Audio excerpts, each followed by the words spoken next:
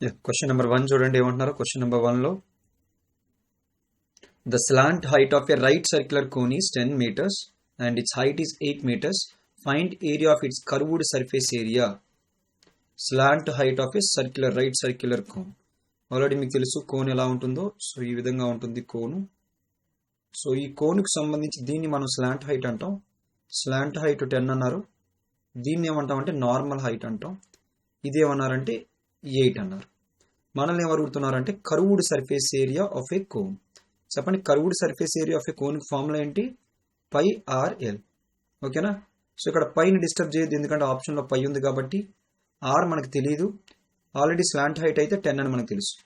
చూడండి, ఇక్కడ 8 ఇది 10 అయితే ఖచ్చితంగా రేడియస్ ఏమవ్వాలి? 6 కదా అవ్వాలి. ఎలా వచ్చిందా 6? 6, 8, 10 ట్రిప్లెట్స్. ఎలా వచ్చింది? 6, 8, 10 ట్రిప్లెట్స్.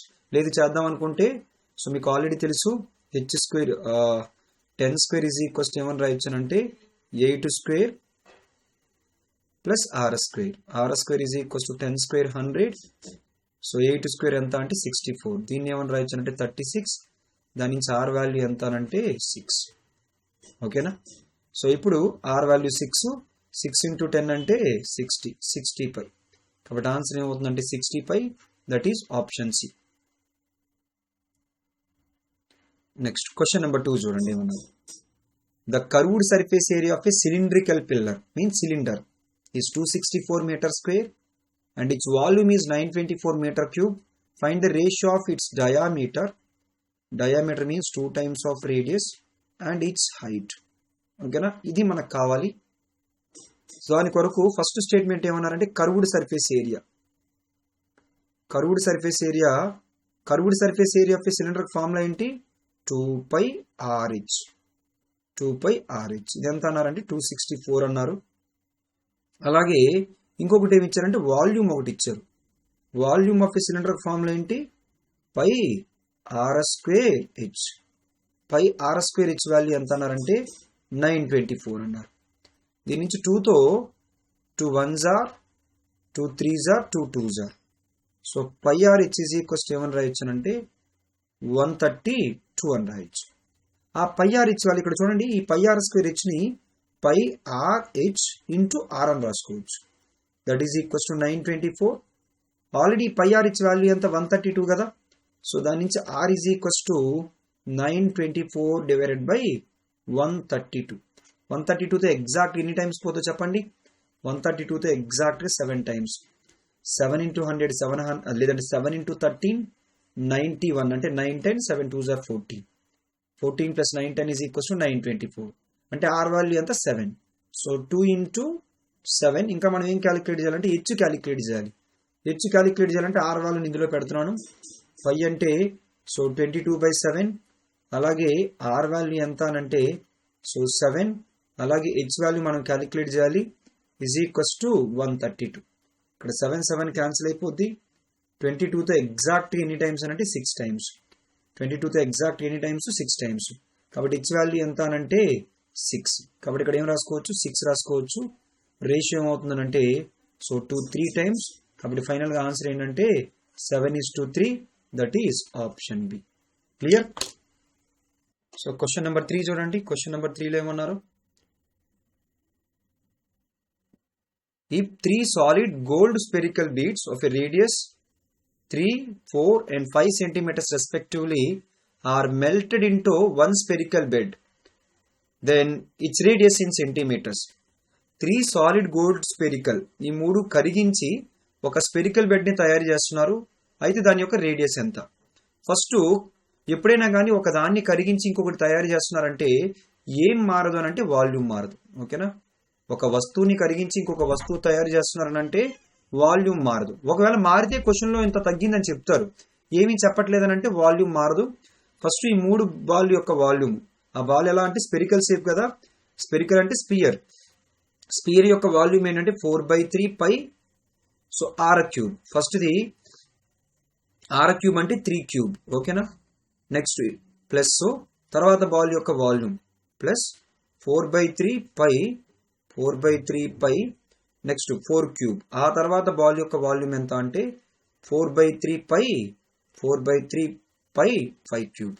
ఓకేనా, is equals to volume of a కొత్త బాల్, కొత్త స్పియర్, అది 4/3 పై ఆర్ వాల్యూ ఎంత మనకు తెలియదు, ఆర్ క్యూబ్ అనుకుందాం. అదే మనల్ని అడుగుతున్నారు రేడియస్ ఇన్ సెంటీమీటర్ ఈజ్. అన్నిట్లో ఇక్కడ 4/3 పై కామన్ తీయండి. 4/3 పై కామన్ తీస్తే 3 క్యూబ్ అంటే 27, 4 క్యూబ్ అంటే 64, నెక్స్ట్ 5 క్యూబ్ అంటే 125 is equals to 4/3 pi R cube. 4/3 pi R cube, 4/3 pi cancel. Next ఈ మూడింటి యొక్క సమ్ ఎంత అంటే 27 + 64, ఈ రెండు కలిపి ఎంత, సో మొత్తం 3 కలిపండి. 7 + 4 11, 11 + 5 16, 1 క్యారీ, 3 + 6 9, 9 + 12 అంటే 21. 216 is equals to R cube. ఇప్పుడు ఈ 216 ని మనం ఏమని రాయొచ్చు అంటే 6 క్యూబ్ అని చెప్పొచ్చు. దాని నుంచి ఆర్ వాల్యూ ఎంత అనంటే 6. కాబట్టి ఆన్సర్ ఏంటంటే option D 6. Clear. Next question number 4 చూడండి. సో క్వశ్చన్ నెంబర్ 4 లో 3 spherical balls of a radius 1 cm, 2 cm and 3 cm are melted to form a single spherical ball. In this process, the loss of material is 25%. The radius of the new ball is. ఓకేనా, ఇప్పుడు కూడా same, ఇప్పుడు ముందు question ఎలా అయితే solve చేసాం అదే విధంగా, కాకపోతే ఈ ప్రాసెస్ లో మెటీరియల్ అంటే 25% లాస్ అవుతున్నారంట. అయితే మళ్ళీ radius of a new ball. First ball యొక్క వాల్యూమ్ ఎంత అంటే 4/3 పై 1 క్యూబ్. ఆ తర్వాత నెక్స్ట్ బాల్ యొక్క వాల్యూమ్ ఎంత అంటే 4/3 పై 2 క్యూబ్. ఆ తర్వాత నెక్స్ట్ బాల్ యొక్క వాల్యూమ్ ఎంత అంటే 4/3 పై 3 క్యూబ్. ఓకేనా, సో ఇంటూ మరి ఇంత వాల్యూమ్ కరిగించినప్పుడు అందులో 25% లాస్ అయిపోతుందంట. 25% లాస్ అయిపోతుందంటే ఇంకెంత పర్సెంటేజ్ మిగులుతుంది, 75% మిగులుతుంది. ఈ 75% వాల్యూ యూజ్ చేసి కొత్త స్పీడ్ ని తయారు చేశారు, 4/3 పై ఆర్ క్యూబ్. వీటన్నిటిలో 4/3 పై కామన్ తీస్తే 1 క్యూబ్ 1, 2 క్యూబ్ 8, 3 క్యూబ్ ఎంత అంటే 27 ఇంటూ 75% అంటే ఫ్రాక్షన్ ఎంత, 75/100 అంటే 3/4 which is equals to 4/3 pi R cube. ఈ 4/3 pi cancel, 1 + 8 9, 9 + 27 36 into 3/4 is equals to r cube. So దాని నుంచి 4 తో 4 9 టైమ్స్, సో దాని నుంచి r cube is equals to 9 3s are 27 ఏమని రాయొచ్చు, 3 క్యూబ్ అని రాయొచ్చు. ఫైనల్ గా r వాల్యూని ఏమని చెప్పుకోవచ్చు అంటే 3 అని చెప్పుకోవచ్చు. So answer is option C. So అందరికి అర్థమైంది అనుకుంటాను. ఓకేనా, క్లియర్. క్వశ్చన్ నెంబర్ 5 చూడండి. క్వశ్చన్ నెంబర్ 5 లో ఏమంటున్నారు, volume of A right circular cylinder in the volume of a sphere whose radius is same as that of cylinder are equal if the height of the cylinder is volume of the right circular cylinder and the volume of the sphere. ఓకేనా, so ఆ రెండు ఎలా ఉన్నాయనంటే equal గా అన్నారు. If the height of the cylinder is volume of the cylinder. చెప్పండి, volume of the cylinder formula ఏంటి, pi R square H. Volume of the cylinder is equals to pi R square H. అలాగే volume of a sphere కి formula ఏంటి, 4/3 pi R cube. ఓకేనా, so అయితే ఇందులో question ఏం అడుగుతున్నారంటే హైట్ వాల్యూ అడుగుతున్నారు. సో ఇక్కడ పై క్యాన్సిల్ చేసేద్దాం. ఓకేనా, ఆర్ స్క్వేర్ క్యాన్సిల్ చేసి ఇక్కడ హెచ్ ఈజ్ ఈక్వల్స్ టు ఏమని రాయొచ్చు అంటే, ఎందుకు ఆర్ స్క్వేర్ క్యాన్సిల్ చేసినట్టే బ్రాకెట్లు ఏమన్నారు, whose radius is same as that of the cylinder. కాబట్టి 4/3 R. Height is equals to ఏమని చెప్పుకోవచ్చు అంటే 4/3 times of its radius. 4/3 times of its radius. కాబట్టి ఆన్సర్ ఏమవుతుందంటే option B. Next question number 6 లో ఏమంటున్నారో చూడండి. If the diagonal of a cube is √12 centimeters then its volume in centimeter cube. ఓకేనా, its volume in centimeter cube is diagonal of a cube formula ఏంటి చెప్పండి. Diagonal of a cube is equals to √3 into A. So which is equals to √12.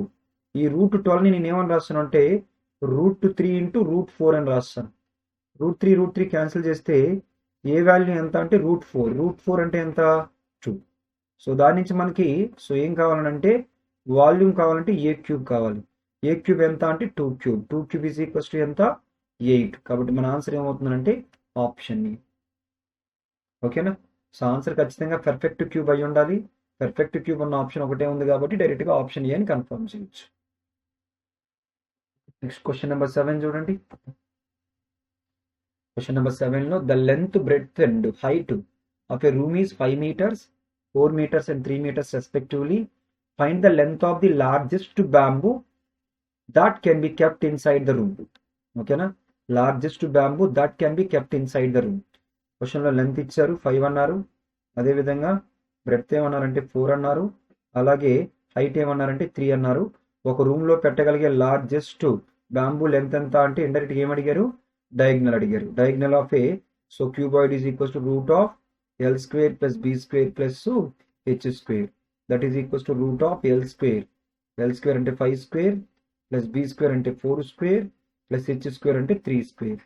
So 5 square అంటే ఎంత 25 plus 4 square అంటే ఎంత so 16 plus 3 square అంటే ఎంత 9. ఓకేనా, 3 square అంటే 9. ఆ 3 కలిపేయండి. సో 3 స్క్వేర్ అంటే 9.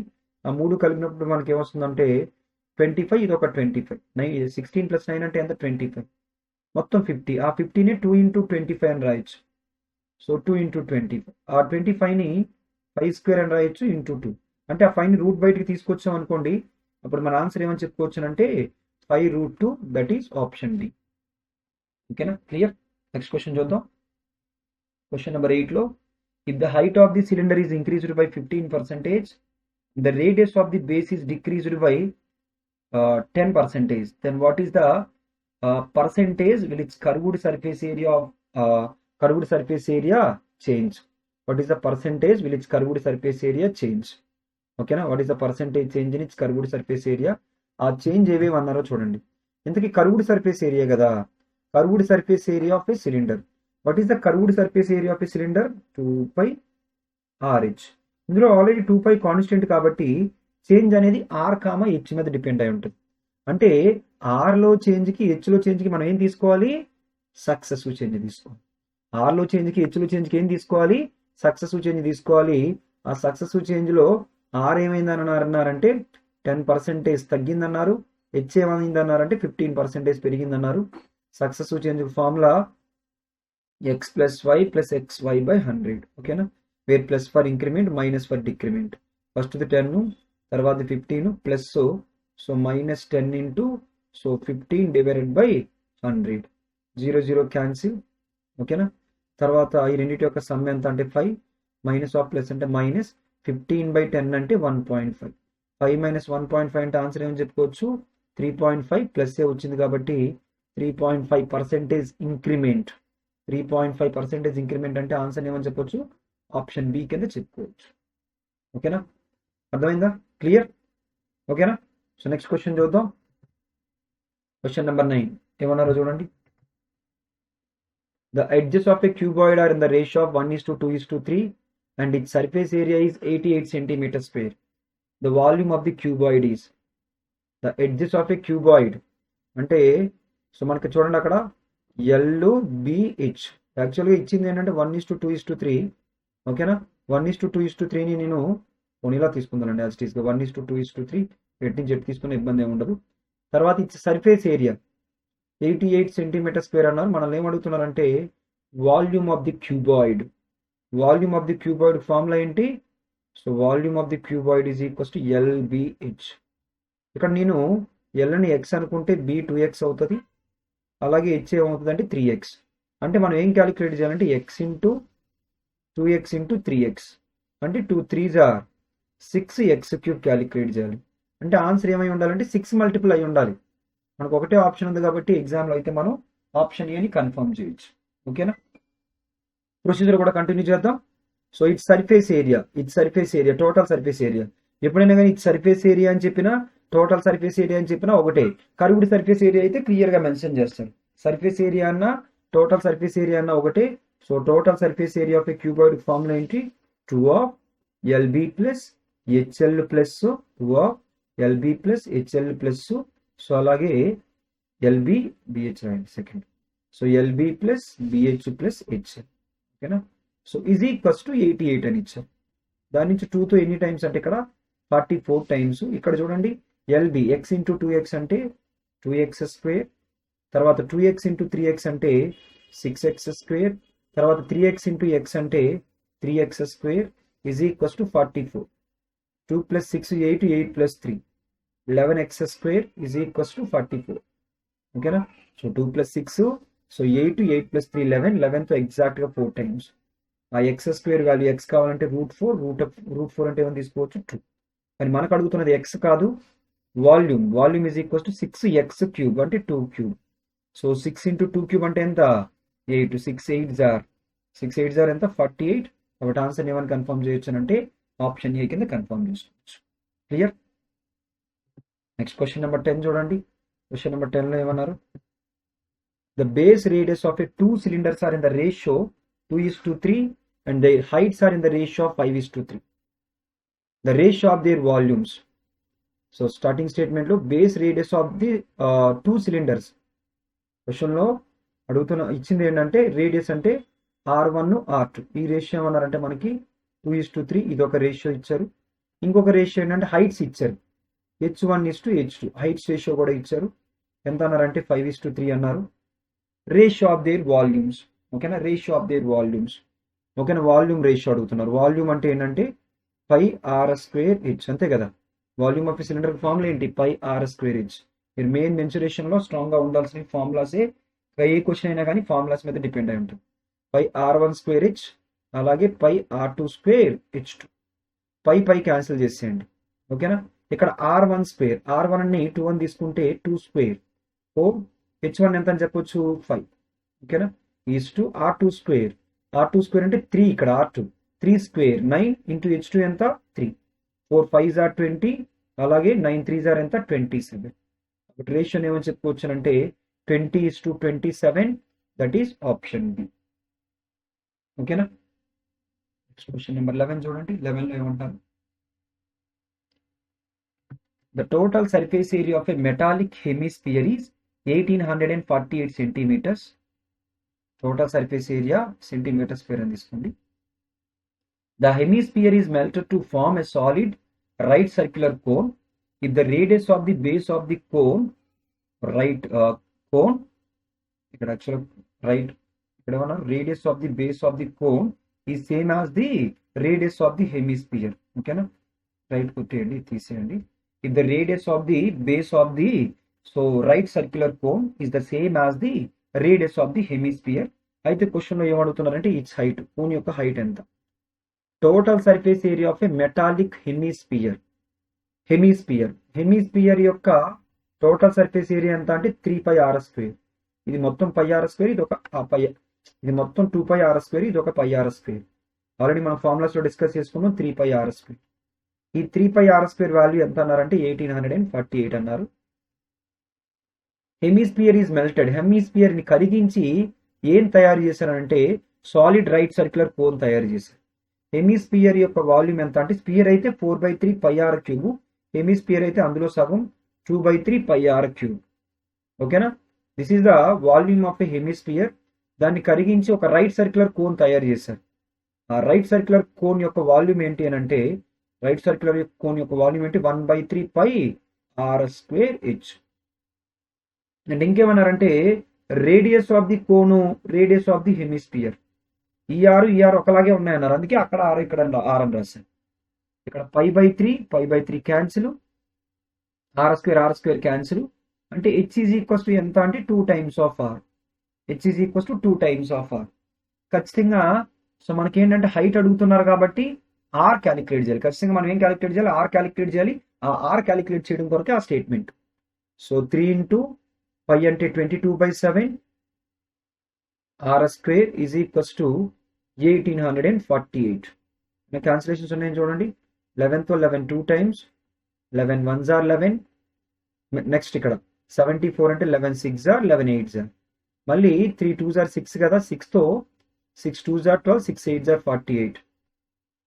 r² is equals to 28 into 7 అంటే 196. 7 20s are 140, 7 8s are 56. 140 plus 56 is equals to 196. ఆ 196 ని మనం 14² కింద రాయొచ్చు. అంటే ఆర్ వాల్యూ ఎంత అంటే 14. మనల్ని ఆర్ అడగలేదు, హైట్ అడిగారు. Height is nothing but 2 times of r. 2 times of r value 14. So 2 14s are ఎంత అని అంటే 28. కాబట్టి మన ఆన్సర్ ఏమని కన్ఫర్మ్ చేయొచ్చు అంటే ఆప్షన్ సి 28 సెంటీమీటర్స్ అని కన్ఫర్మ్ చేయొచ్చు. ఓకేనా. నెక్స్ట్ క్వశ్చన్ నెంబర్ 12 చూడండి. క్వశ్చన్ నెంబర్ 12లో సో ఏమంటున్నారంటే the area of the three adjacent faces of a cuboid are xyz square units respectively. If the volume of the cuboid be v cube units, then the correct relation between v x y z. Question లో ఒక cuboid, ఓకేనా, ఇలా మనకి so ఒక cuboid తీసుకున్నట్లయితే ఇలా ఒక cuboid తీసుకున్నప్పుడు ఇలా సో ఎడ్జసెంట్ ఫేసెస్ కదా. ఎడ్జసెంట్ ఫేసెస్ అంటే చూడండి, ఇది బేసు, ఇది టాప్, దాని పక్కన ఇది అంటే ఇది ఎల్బి, ఇది బిహెచ్, ఇదేమవుతుంది హెచ్ఎల్. ఏ మూడు తీసుకున్నా అంతే.